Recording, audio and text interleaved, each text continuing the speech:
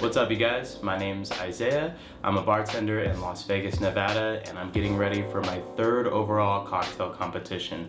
So I figured I'd bring you guys along and show you everything that goes into getting ready for a competition like this, and maybe I'll bring my camera to the competition too and see how we do. So this contest is focused heavily on the Boulevardier, which is a Negroni riff with whiskey, and it is sponsored by Garrison Brothers, which is a bourbon company coming from Texas, and it's also sponsored by Fernet Branca and their entire portfolio. So that includes a whole bunch of different types of Fernet. They also have like Borghetti Espresso and like a few different types of vermouth, such as Antico formula, which I'm going to be using in this. So for these types of competitions, the prompt for the first cocktail is told to you, and the second round, if you make it that far, there's only going to be 4 people out of, I believe, 22 that are going to go that far.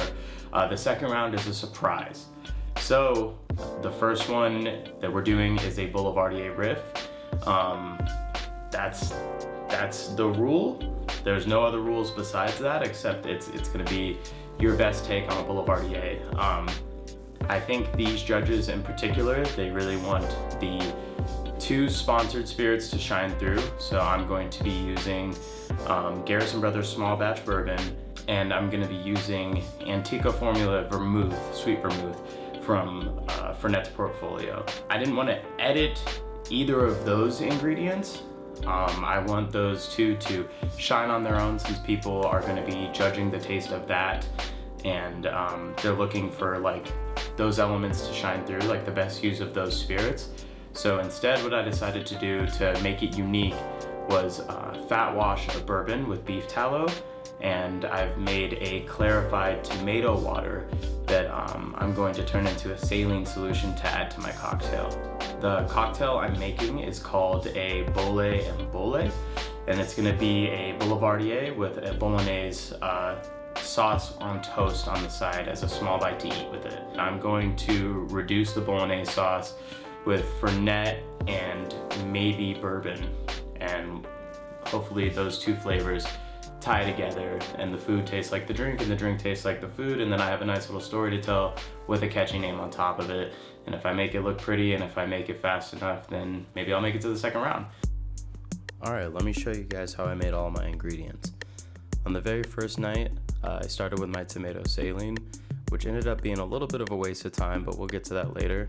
I chopped up a bunch of tomatoes, dropped them in the food processor, got them nice and pulpy and juicy, strained that out over cheesecloth and a strainer, and then I left that to drip for a little while. Then I moved on to my fat wash Campari. I think I did 120 grams of beef tallow to 750 milliliters of Campari. Then I combined those 2, and you could see the fat start to coagulate immediately, which I think is pretty funky and interesting. Stirred it, then I tried to seal it up nice and tight. Gave it a few shakes, and then I left that in the fridge. The next day I came back to it. It was time to strain out my tomato water completely. So I grabbed up the cheesecloth and squeezed as hard as I could, enough to where it bursts all over me. I figured I'd leave that in there to show you guys that making cocktails isn't always pretty. Everyone makes mistakes, and that's alright. So I had my water, and I decided I wanted to strain it a little bit more to get the rest of the particles out. So I went over a coffee filter and another strainer, and I left that one overnight. Then I pulled my Campari out of the freezer, and I took off the layer of fat, strained that out, and then had to give it a try. I'm gonna get ready to probably go check out a new bar here in Vegas, and then I'm gonna come back and check on my tomato water, and hopefully we can turn that into a saline by the end of the night. And then we'll have 2 ingredients done. For my second cocktail, I think I want to have around like a few sacrums and maybe a shrub. So I'm gonna get started on those tonight as well, and we'll do that going into tomorrow. So I'll see you in a few hours. I decided to take my camera out and film a few of the places I went to. The first bar was a brand new speakeasy called 745. They have a hi-fi setup and a DJ that was playing R&B on vinyl all night. The next bar is a few of my good friends. They opened up a bar called Liquid Diet. All their cocktails are food inspired. You should really check them out. Then I ended the night at Rebar for a few shots. That guy wanted to be a star, so I made him one. Rebar is really cool because it's like an antique store. Everything that's on the wall is for sale.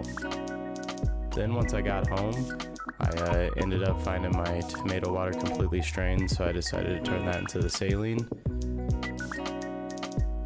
Then I had to make the cocktail, equal parts Campari, sweet vermouth, and a little bit of bourbon.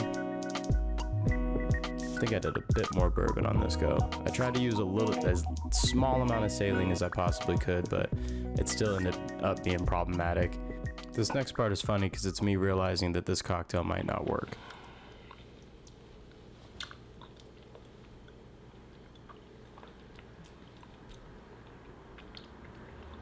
It's beefy. It's definitely a really savory Boulevardier. I feel like it needs sugar. Hey, so what's up guys? It's Isaiah. It's almost 3:30 in the morning and I just realized that my cocktail tastes like shit. So what I'm gonna have to do now is I'm gonna try to make a tomato syrup. I'm gonna take 2 tomatoes and put it in with 2 cups of water and a pinch of salt, and I'm gonna blend that together and I'm gonna strain it out, and then I'm gonna mix in fucking whatever is the equal weight of sugar, and I'm gonna make that a thing because I just tried my fucking Boulevardier with my fat wash Campari with the orange turbinado syrup and it rocks. It's super tasty. So I'm gonna see if I can do a tomato syrup. So it just ties in a little bit better than me just adding a random fucking orange turbinado.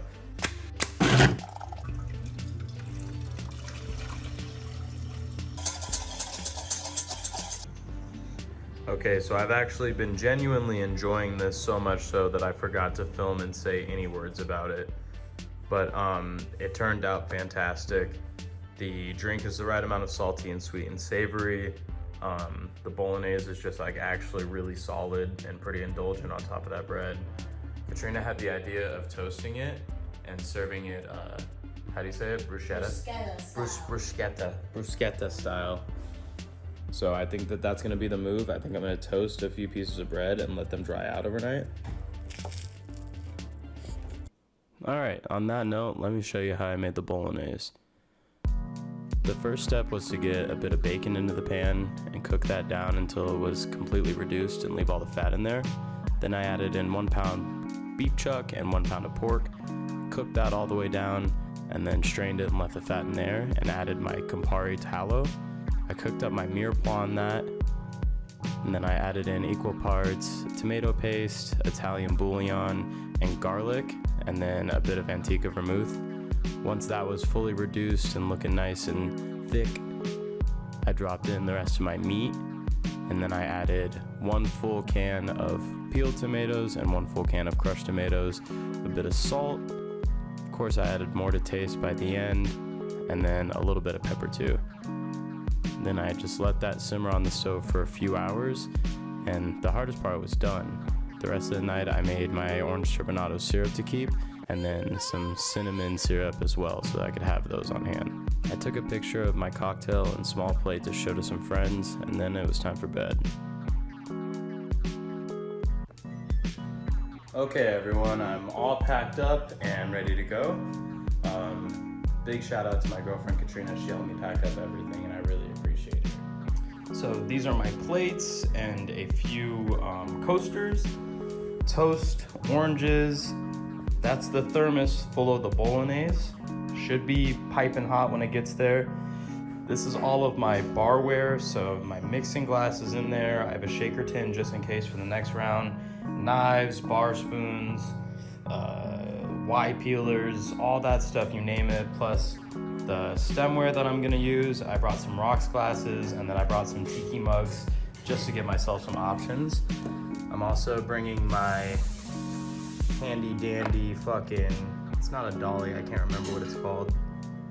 And this is olive oil, pepper, and then, oh, I have 2 spoons, good.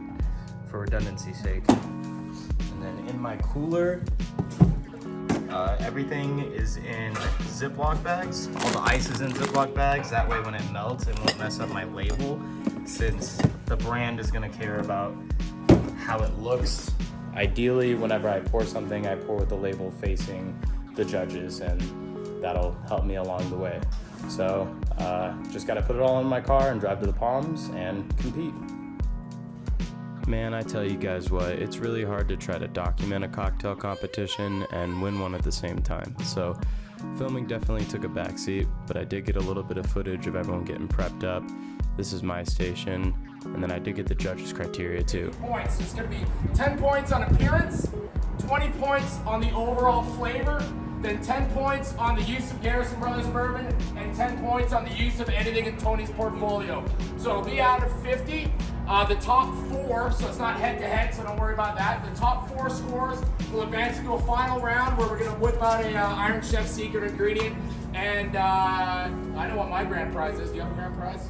I'm piggybacking on yours, dude. It's just because we're going to make it. All right, well, I got some handkerchiefs, I got some swag, I got some bar tools for everybody, but the grand prize is an all-expenses-paid trip to Texas for 4 days to come and make your very own bourbon with me and my team out there in Texas. So we're going to do grain all the way to the barrel. And if you're still alive after 4 years, you can come back and we can bottle that barrel together and have some like that. So it's going to be a good time. So who the fuck wants to go to Texas and make some bourbon with me? Yes, sir! Well, let's get this started out. Chris, where did Chris go? Where's my judge? My judge, Chris. You went, really? So the 2 organizers and the judge aren't here. Well, thank you all bartenders for showing up.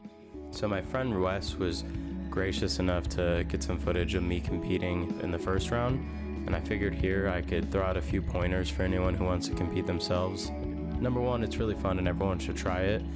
Number 2 is be prepared. I had my garnishes ready before I did anything at the competition. I also chilled my glassware and plated my food while my drink was starting to dilute in the mixing glass. You'll notice like those little trays and the coasters, all those things really help with your presentation score. And then at the end of everything, you really have to sell your cocktail to the judges. Make sure that they know everything that went into every single ingredient and the story that you're trying to tell and why the name means something to you. All of those things that just make you feel like, make them feel like you're really confident about your drink. Somebody got this shot of me and my manager. We actually competed against each other in both rounds, so that was pretty funny. Here's my boy Dom enjoying my drink. And then this is another competitor, Kenny, who I really learned a lot from going up against him in the previous bar brawl. His presentation is always just really freaking cool. His garnishes are super stylized. He served his drink inside of like a pink box donuts box with a bunch of coffee beans inside of it. Like I said, it was pretty hard to film, but I did manage to get a clip of them announcing the winners of the first round. In no particular order, we have 4 finalists that are going to have our little secrets. I don't think it comes as any surprise. The guy that smoked the box, Kenny.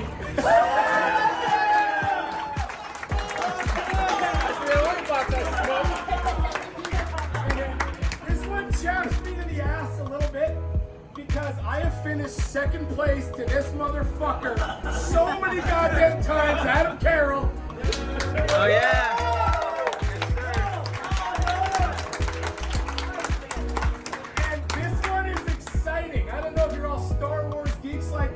That this is kind of Jedi and Padawan, because we got Isaiah and Tater. Yeah. Oh So,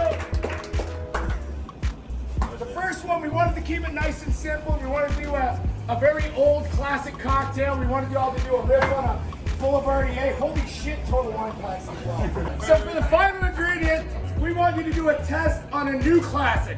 On Sam Ross's Paper Plane.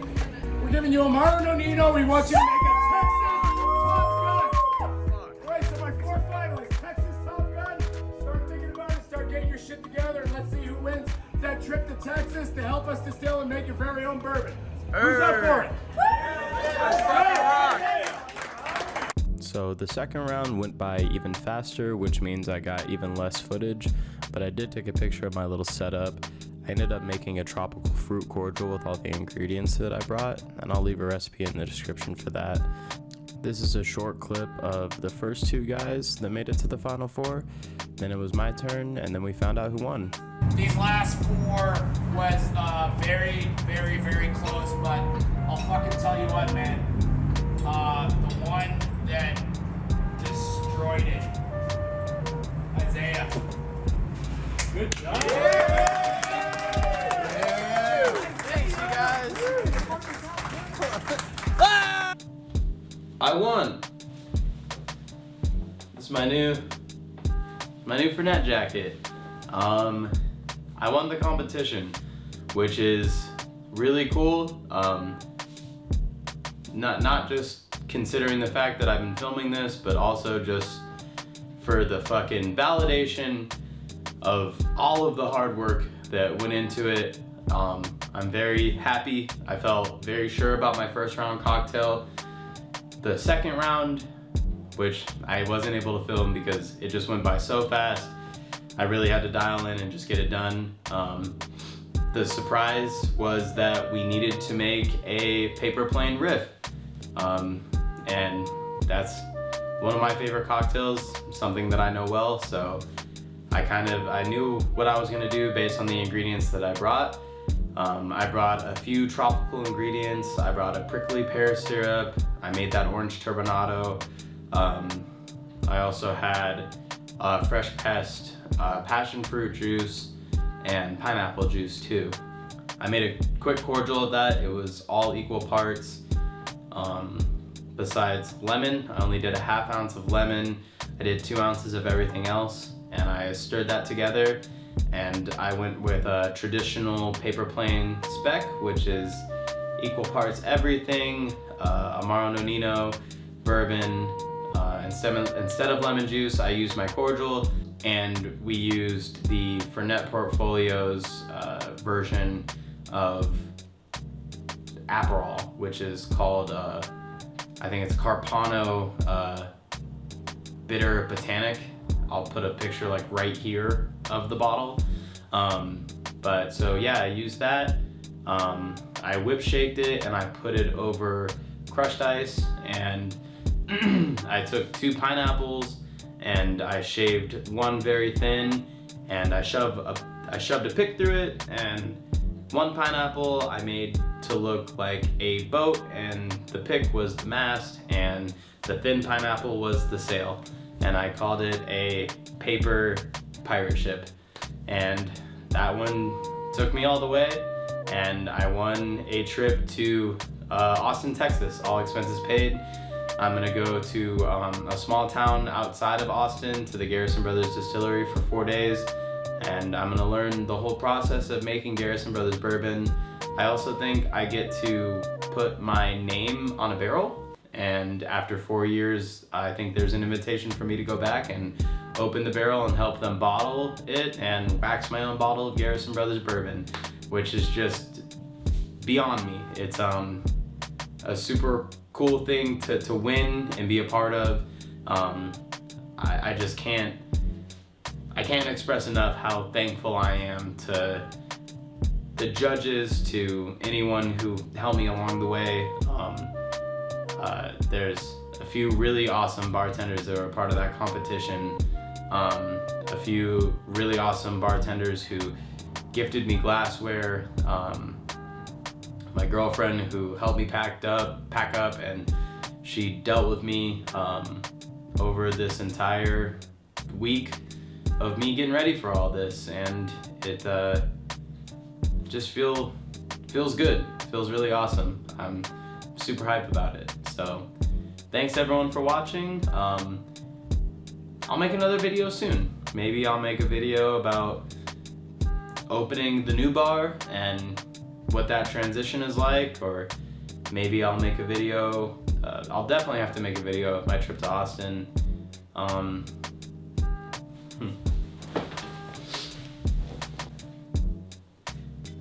Fernet Branca. Pour myself up a Vegas pour. About 1.5 5 ounces. Cheers. Thanks everyone for watching.